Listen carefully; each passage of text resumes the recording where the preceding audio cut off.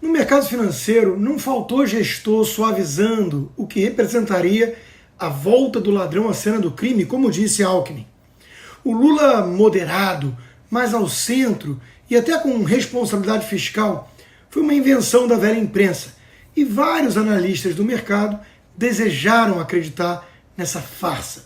Agora que nomes como Mercadante, Manteiga, Boulos circulam como fortes potenciais ministros ou lideranças influentes na futura gestão, o mercado acusa o golpe. Tucanos, que achavam que levariam Meirelles e Armínio Fraga ao digitar o 13, começam a ter um encontro com a dura realidade. As primeiras sinalizações do novo governo preocupam, disse um dos maiores e mais brilhantes gestores do país, que andava minimizando o risco Lula durante a eleição. E ele não está sozinho. É sempre um espanto como gente com tanto sucesso e dinheiro pode se mostrar tão ingênua.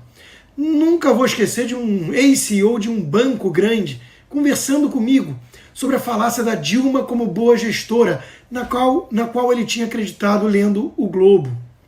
E se o encontro com a realidade na questão econômica vem a galope, no quesito liberdade de expressão ela vem a trem-bala.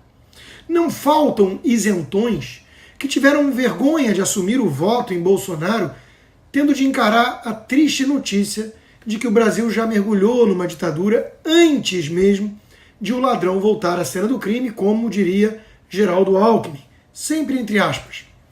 Várias contas, estão sendo suspensas nas redes sociais. Canais são bloqueados no Brasil, desmonetizados, tudo isso pelo crime terrível de ter dúvidas e perguntas sobre o processo eleitoral. É coisa de China, Cuba, Nicarágua, Venezuela, mas está acontecendo no Brasil mesmo, antes do defensor desses regimes colocar as mãos no poder executivo. O Mamãe Falei, aquele que queria pegar a ucraniana pobre durante a guerra, chegou a defender a ditadura alexandrina quando seu colega Monark se mostrou indignado com a censura ao seu canal, por simplesmente reproduzir uma live de um argentino que trazia anomalias estatísticas sobre a urna do Brasil. O MBL se diz liberal, mas defende as práticas cubanas. Já o deputado Marcel Van Hatten, um liberal de verdade, desabafou. Até quando?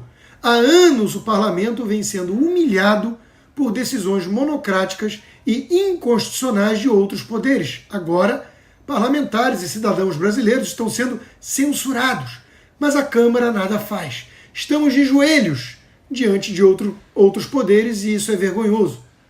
Não por acaso um deputado petista quer espalhar bustos de Alexandre de Moraes pelo país, como os stalinistas faziam com seu líder. É justo, afinal o imperador Xande foi o principal responsável pela volta do ladrão à cena do crime, como diria Alckmin, seu ex-chefe.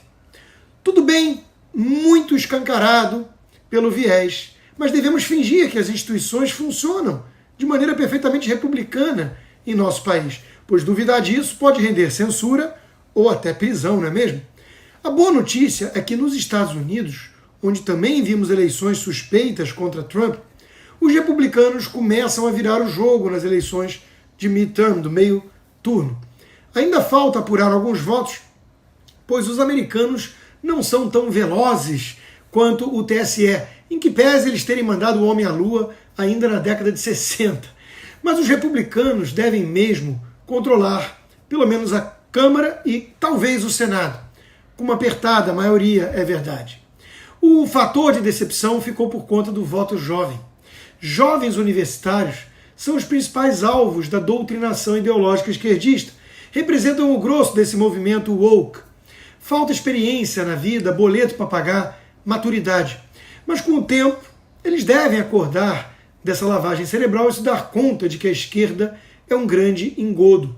Com o tempo, eles assimilam o recado do meu governador aqui da Flórida, Ron DeSantis, reeleito na Flórida, que desceu a lenha nessa turma lacradora. Com o tempo, até os gênios milionários do mercado financeiro podem entender que Lula jamais foi ou será um moderado responsável. Eu tenho esperanças.